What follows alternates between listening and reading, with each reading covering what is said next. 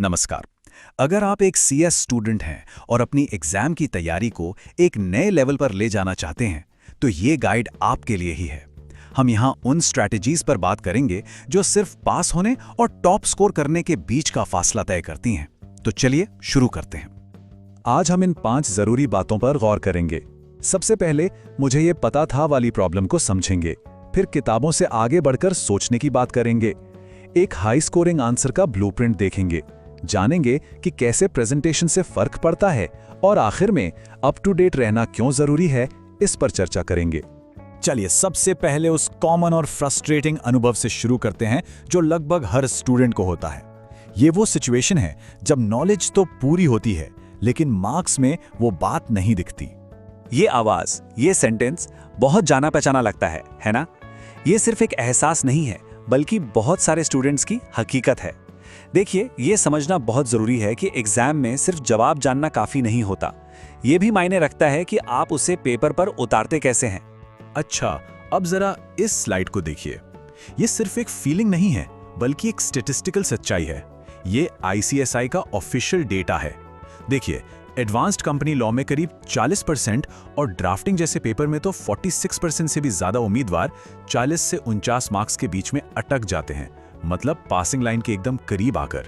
ये साफ दिखाता है कि प्रॉब्लम नॉलेज की नहीं बल्कि उस नॉलेज को असरदार तरीके से एक्सप्रेस करने की है। तो सवाल ये है कि इस जाल से बाहर कैसे निकला जाए। इसका समाधान शुरू होता है हमारी पढ़ाई की अप्रोच बदलने से, मतलब रट्टा मारने से आगे बढ़कर असली दुनिया में उसे कैसे अप्लाई करें, ये समझने से। यहाँ पे दोनों स्टडी मेथड्स में जमीन आसमान का फर्क साफ दिखता है। एग्जामिनर्स उन स्टूडेंट्स को ज्यादा वैल्यू देते हैं जो कानून के पीछे के क्यों को समझते हैं, ना कि सिर्फ रट्टा मारते हैं। जब आप ये समझ जाते हैं कि कोई कानून क्यों बना, तो आप उस नॉलेज को किसी भी केस स्टडी पर लागू कर सकते हैं, और यही वो स्किल है जो आपको बाकियों से अलग खड़ा करती है। एक और चीज है जिससे हमें बचना है, और वो है फॉल्स सिक्योरिटी सिंड्रोम। घंटों तक वीडियो लेक्चर्स देखना आसान लग सकता है, लेकिन ये एक्टिव स्टडी की जगह कभी नहीं ले सकता। कई बार तो ये कंटेंट आउटडेटेड भी हो सकता है। असली लर्निंग तब होती है जब आप खुद किताबें खोलते हैं, प्रॉब्लम सॉल्व करते हैं और कॉन्सेप्ट्स को अप्लाई करते हैं। तो चलिए अब आते हैं सबसे जरूरी हिस्से पर, वो प्रैक्टिकल सॉल्यूशन जो आपके मार्क्स को सच में बढ़ा सकता है। ये वो स्ट्रक्चर है जिसे एग्जामिनर्स आपके आंसर्स में ढूंढते हैं। केस स्टडी वाले सवालों के लिए ये 4 स्टेप मॉडल एक गोल्डन रूल की तरह है। सबसे पहले केस के फैक्ट्स को संक्षेप में बताइए, फिर उससे जुड़ा कानूनी प्रावधान मेंशन कीजिए। तीसरा और सबसे जरूरी स्टेप, उस कानून को फैक्ट्स पर अप्लाई करके दिखाइए। यहीं पर आपकी एनालिटिकल स्किल्स टेस्ट होती हैं। और आखिर में एक सीधा और साफ निष्कर्ष दीजिए। यह स्ट्रक्चर आपके जवाब को लॉजिकल और प्रोफेशनल बना देता है। और देखिए, एग्जामिनर्स बार बार इन्हीं गलतियों की ओर इशारा करते हैं। सीधे कंक्लूजन पर कूद जाना, बिना किसी स्ट्रक्चर के लंबे लंबे पैराग्राफ लिखना या गलत सेक्शन नंबर कोट कर देना, ये सब आपके मार्क्स कम कर सकते हैं। एक टिप देता हूं, अगर सेक्शन नंबर को लेकर 100% श्योर नहीं है तो बस प्रासंगिक प्रावधानों के अनुसार लिखना एक सेफ और प्रोफेशनल तरीका है। चलिए अब उन छोटी छोटी बातों पर आते हैं जो एक एवरेज आंसर और एक हाई स्कोरिंग आंसर के बीच का फासला तय करती हैं। ये सब कुछ प्रोफेशनल प्रेजेंटेशन के बारे में है। ये मैं नहीं कह रहा, ये AIR 1 टॉपर का कहना है। प्रेजेंटेशन का महत्व इतना ज्यादा है।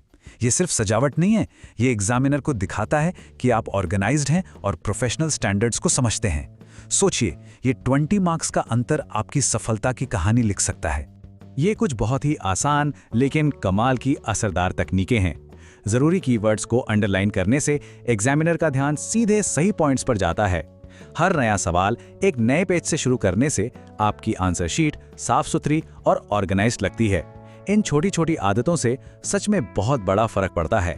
अब हमारे आखिरी सेक्शन में हम एक ऐसी आदत की बात करेंगे जो सिर्फ एग्जाम के लिए नहीं बल्कि आपके पूरे प्रोफेशनल करियर के लिए जरूरी है। याद रखिए, कानून कोई रुकी हुई चीज नहीं है, ये लगातार बदलता रहता है।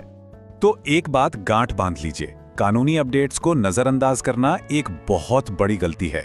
एग्जामिनर्स ये देखना चाहते हैं कि क्या आप एक जागरूक प्रोफेशनल बनने के लिए तैयार हैं। अगर आपका जवाब किसी पुराने कानून पर आधारित है तो चाहे वो कितना भी अच्छा क्यों ना लिखा हो, उसे गलत ही माना जाएगा। सीधी सी बात है, एक पुराना उत्तर एक गलत उत्तर है।